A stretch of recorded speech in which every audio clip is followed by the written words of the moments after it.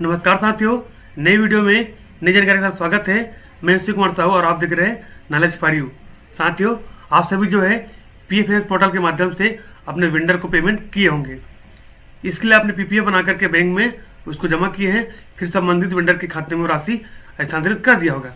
लेकिन कुछ साथी सवाल कर रहे थे कि हमने पीपीए बना करके बैंक में जमा किया है और वो बैंक के माध्यम से डेबिट हो गया है, लेकिन उसका मैसेज नहीं आया है, तो हमको कैसे पता चलेगा कि वो सक्सेस हुआ है कि नहीं है, संबंधित वेंडर के खाते में गया है या नहीं है।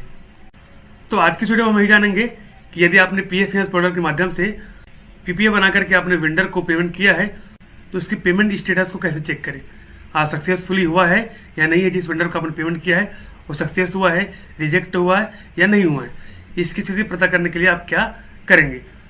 साथियों, उससे पहले यदि आज की वीडियो आपको अच्छी लगती है तो लाइक कर देना और इस प्रकार की वीडियो के लिए हमारे चैनल को सब्सक्राइब जरूर कर लेना। तो क्या करेंगे, इसको चेक करने के लिए हम जो ऑपरेटर की आईडी है उससे हम लॉगिन करेंगे। जैसे मैंने यहाँ पर अपना लॉगिन कर लिया है। अब लॉगिन करने के बाद यहाँ पर देखेंगे जो लेफ्ट साइड में बहुत सारे ऑप्शन, इसमें से एक ऑप्शन यहाँ पर है रिपोर्ट्स में क्लिक करेंगे। जैसे क्लिक करेंगे आपको इस प्रकार से इंटरफेस नजर आएगा। यहाँ पर जाएंगे आप ई पेमेंट में। ई पेमेंट के बाद यहाँ पर है EP04 E payment debit and credit status detail, इसमें आप क्लिक करेंगे। उसके बाद आप देखेंगे इस प्रकार से आपको इंटरफेस नजर आएगा, इसमें आपको जानकारी भरना है। अब यहाँ पर ध्यान देंगे, यहाँ पर दिया स्कीम और यहाँ पर एडवाइस नंबर।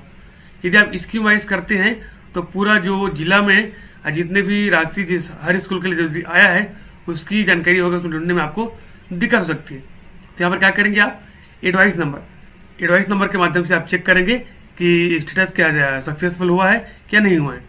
तो यहाँ पर क्या करेंगे, हम यहाँ पर एडवाइस नंबर यहाँ पर क्लिक करेंगे।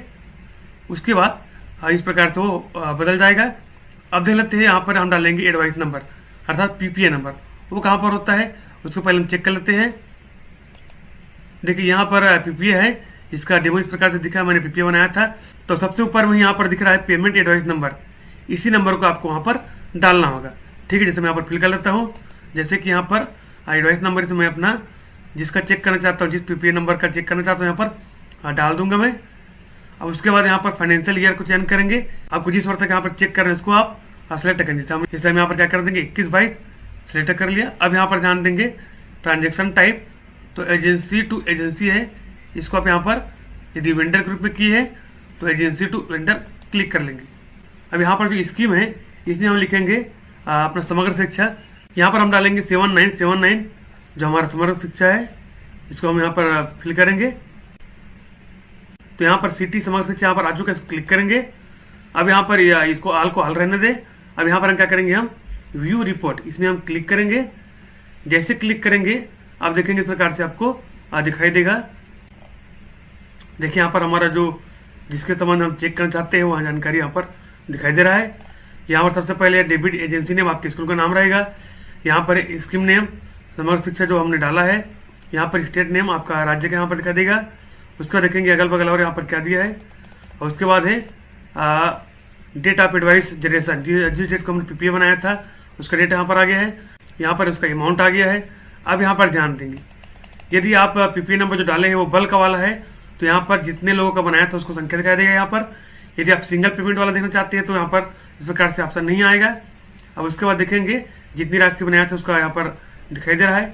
अब आगे जाएंगे तो यहाँ पर दिखाई देगा आपका जो पीपीए नंबर इस प्रकार से दिखाई दे रहा है।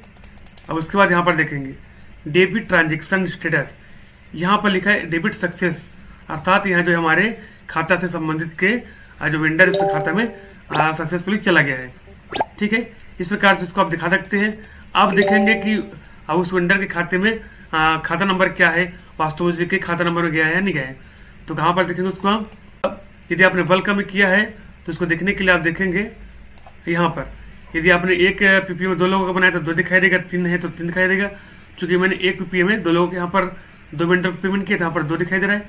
अब मैं क्या करूँगा, यहाँ पर जो 2 लिखा है देखिए यहाँ पर नीला है, इसमें क्लिक करूँगा। जैसे क्लिक करूँगा तो जिन जिन वेंडर को मैंने पेमेंट किया उसका नाम यहाँ पर दिखाई देगा, उसका खाता नंबर भी यहाँ पर शो होगा।